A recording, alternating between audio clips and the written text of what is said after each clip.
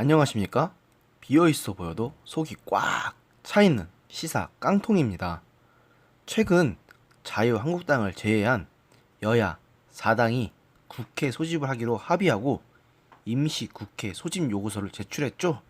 차, 민주당도 민주당이지만 바른미래당, 민주평화당, 정의당 이 세 야당은 진짜 여당인지 야당인지 분간이 안 갑니다. 특히 바른미래당은 지난 4월 국회에서 패스트트랙 때문에 그렇게 심각한 당내 갈등을 겪었는데도 아직도 민주당에 붙어서 저러는 거 보면 정신 차리려면 한참 멀은 것 같습니다. 민주평화당과 정의당은 원래 그랬으니까 그러려니 하지만요. 제가 저번 방송에서도 정의당 심상정 의원을 맹렬하게 비판했는데요.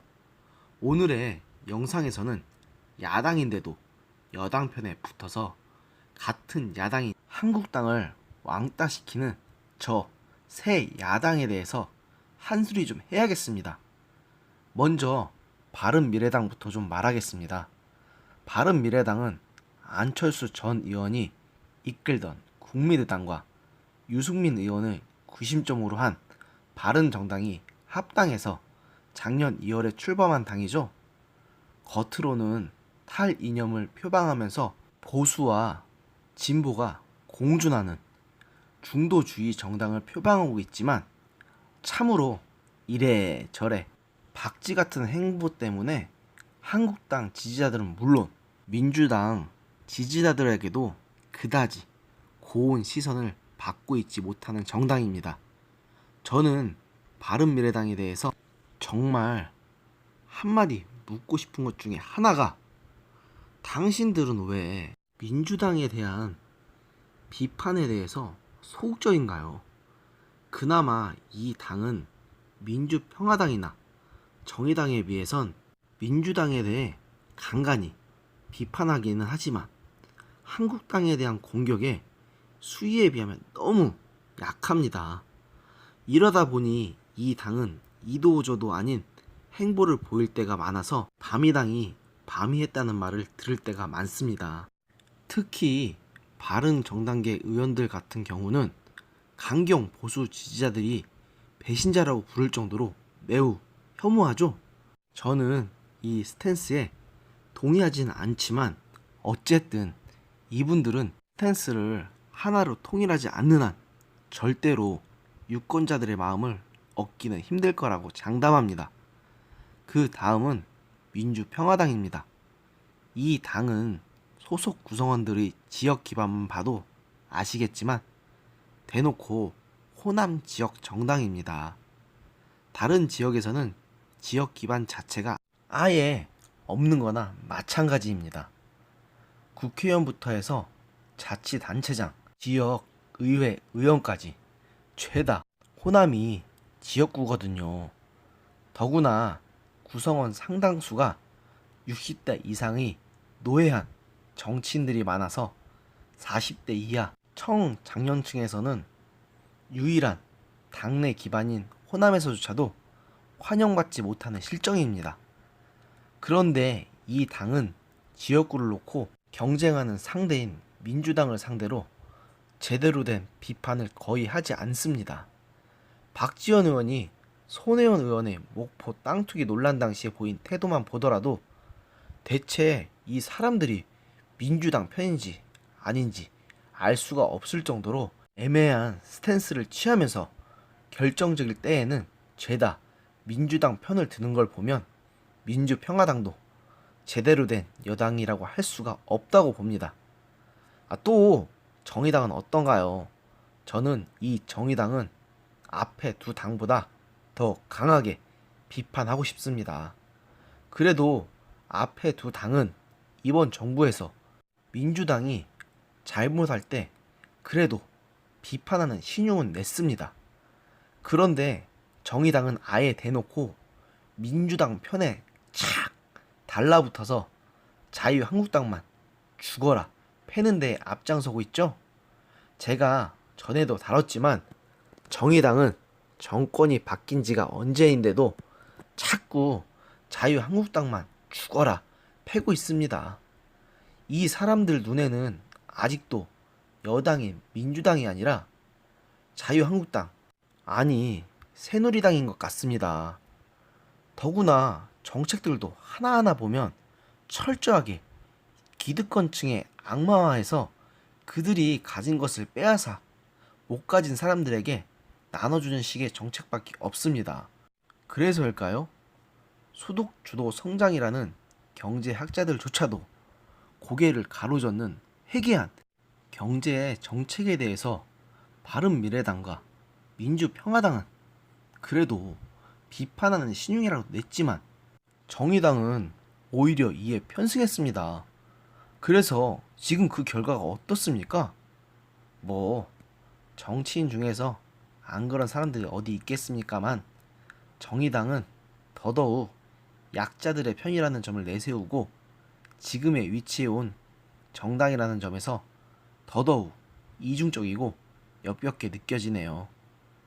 이 세 당이 민주당과 야합해서 추진한 게 뭐였습니까? 바로 지난 4월 국회에서 패스트 트랙이었죠. 그리고 그 패스트 트랙의 내용은 연동형 비례대표제와 공수처 설치, 검경 수사권 조정 같은 개혁의 탈을 쓴 악법들이었습니다. 그걸 자유한국당 의원들이 필사적으로 저항해서 막지 않았습니까?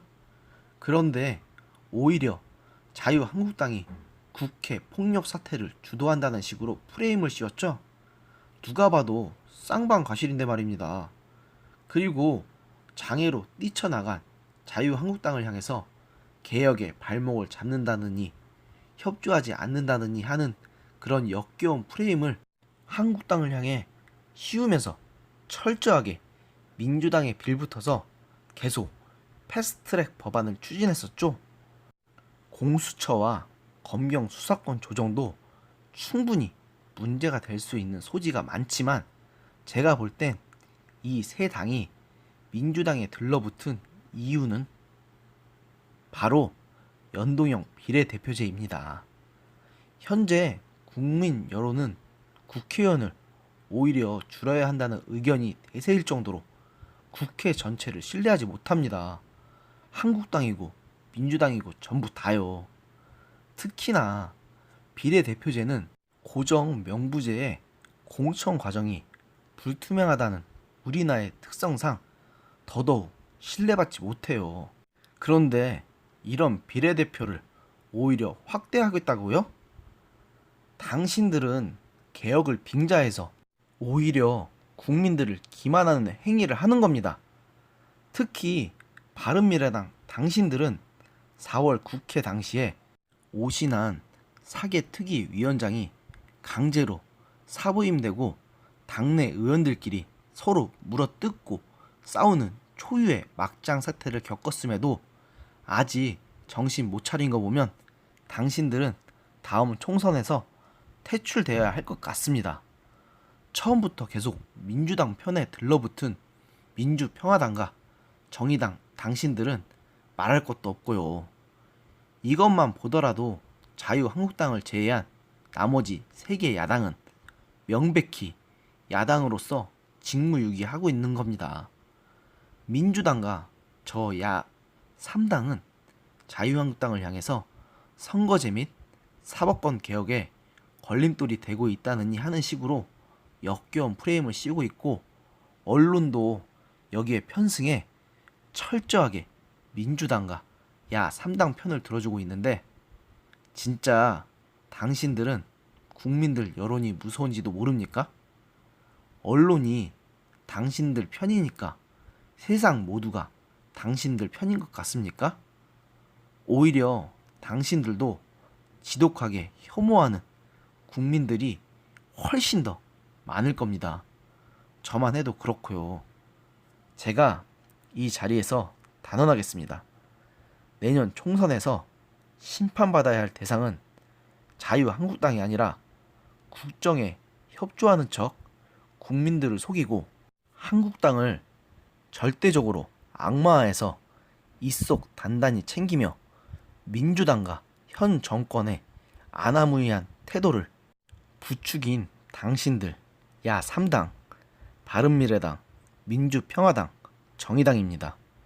하다못해 고등학교 사회교과서만 봐도 야당의 책무는 여당을 견제하고 건강한 정쟁을 통해서 한쪽 편의 세력이 커지는 것을 방지하는 것이라는 사실을 알 수 있는데, 당신들은 그런 야당의 책무를 부합했다고 생각하십니까? 스스로 가슴에 손을 얹고 생각해 보십시오. 그래도 우리는 야당의 책무에 최선을 다했다고 말씀하신다면, 예, 더는 말하지 않겠습니다.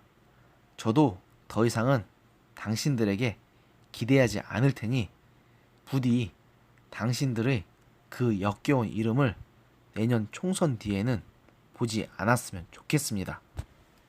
끝으로 당신들의 당명은 당신들의 실체와는 전혀 안 맞으니까 제가 당신들을 위해서 새로운 당명을 하나씩 지어드리겠습니다. 틀린 과거당, 호남파리당, 불의당, 마음에 드셨나요? 오늘의 영상은 여기까지였습니다.